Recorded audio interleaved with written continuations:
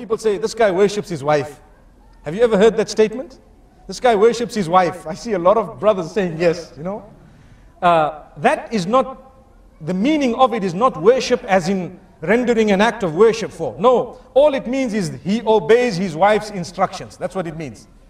And I can give you on a lighter note, and I really like this because it plugs in. We are all human beings and we like a little bit of, you know, humor sometimes. They say there was a king and he called all his subjects, the males, and he says, anyone who is ruled by his wife, come in this line.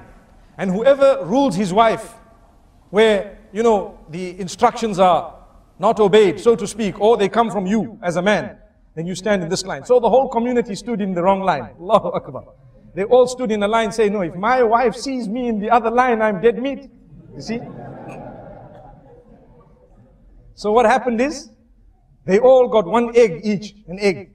They were given one egg. And there was one man who stood in the line. I'm the man. You know, in the house, I'm the man.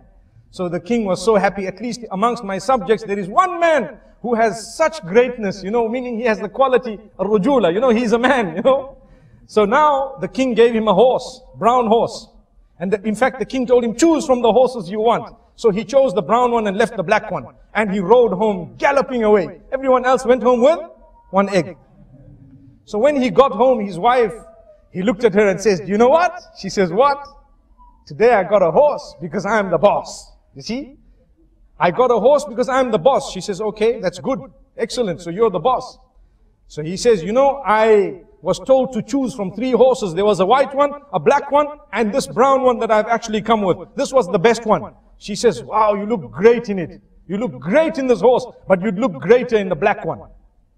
He says, well, not a problem. I had a choice. I can go back and get the black one. So he goes back galloping to the castle. And he says, oh king. The king says, yes, what's happening? He says, I just want to swap my horse. He says, why? When I went home, my wife told me that you'd look better in the black horse.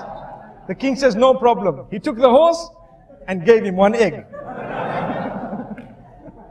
Allahu Akbar.